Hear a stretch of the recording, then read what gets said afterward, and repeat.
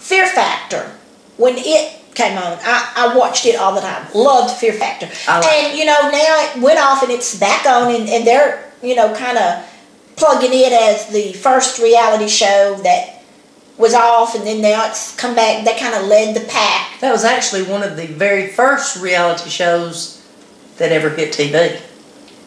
Fear Factor was. And I remember it. But what I remember, and I'll never forget, was the man from Alabama. Yeah. The man from Alabama, and he was with a girl probably in her 20s. And I'll never forget, he had his ski vest on, and they were in their inner tube pulling him. And all of a sudden, he stuck his legs up in the air, and he only had the big toe and the next toe. Right. And he shot a peace sign with those toes. And he said an alligator bit off the other toes. Why is it every time somebody from Alabama is on a TV show, they've got body parts missing, or no teeth, yeah. or tobacco in their mouth, or they're dipping or chewing, or, you know. Married to their cousin. Yes, they can't just show, you know, some regular country girls from Alabama or country boys. Right. And that just kind of gets my goat. But now I did catch Swamp People Marathon Sunday. And you've got to watch Swamp People. Have you ever watched Swamp People? I've seen it just a little bit. Now, I love to listen to them talk, and really they need to caption, because, you know, they've got that Cajun slang, and you really have to listen. But they show the people at the beginning of the show, and it's a man and his stepson, and then this and then that one, and they show this blonde-headed man that looks pretty good, and young boy, and he smiles. Then he opens his mouth, and he's got a tooth missing. So it just must be, you know, Southern thing, I guess, down, I don't know. You sure they're not from Alabama? Well, I wondered. Maybe he went from Alabama to Louisiana. I don't know, but he had that Cajun going on, and so I don't know. But anyway, reality shows, you could list them from A to Z. There's that many to watch. Yeah. There's that many to watch. They're just about taking over everything. Everything on TV now. And you can, if you missed it, then you catch it. I mean, they'll have a marathon. They're all the time running Kardashians, you know, and they're this marathon or that marathon, Cake Boss, all of them, you know. You can just. Do you love every Dog episode. the Bounty Hunter?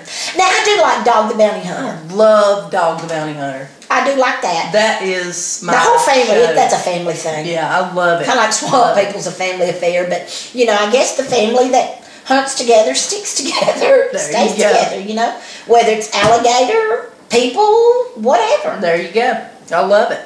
Love and Deadliest Catch. Oh, now Deadliest Catch. I like the Deadliest Catch. I love which Deadliest captain? Catch. Which captain Phil. died? Phil. Yeah.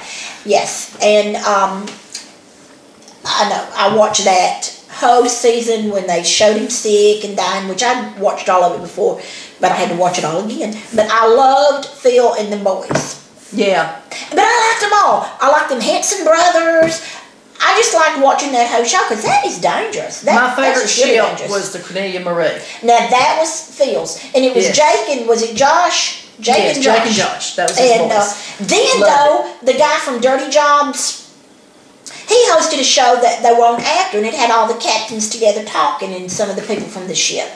Yeah, I've watched that. I can't remember the name of it, but I like that too. Yeah. I like that too. They tell a lot of good stories and stuff that had happened and different things, and yeah, I always like that. Yes, so there's a lot of them out there and a lot you can watch, but I'm going to tell you what. Now, you know, this summer we took a trip up the East Coast and went to a few places that we wanted to see, but I've got to go to Louisiana, and I want to go and visit Billy the Exterminator. I want to go on an extermination call with Billy the Exterminator. Oh. Did you see the one where he went in with a python the other day? He was getting a snake. It was the one where he went in and exterminated all the bees and got stung. Oh, I think I did. Yeah. Well, you know, I love gardening. Last summer I was out in my garden and they had bush hogged the field, and I was out at 7 o'clock watering my flower beds, and out of the corner of my eye I saw what I thought was a black dachshund, little wiener dog. Yeah. And I thought, wow, and I turned. You ain't gonna believe it. I don't even think Billy the Exterminator has seen a gopher rat this big. I did not know gopher rats existed. That thing was as big as a little wiener dog. Wow.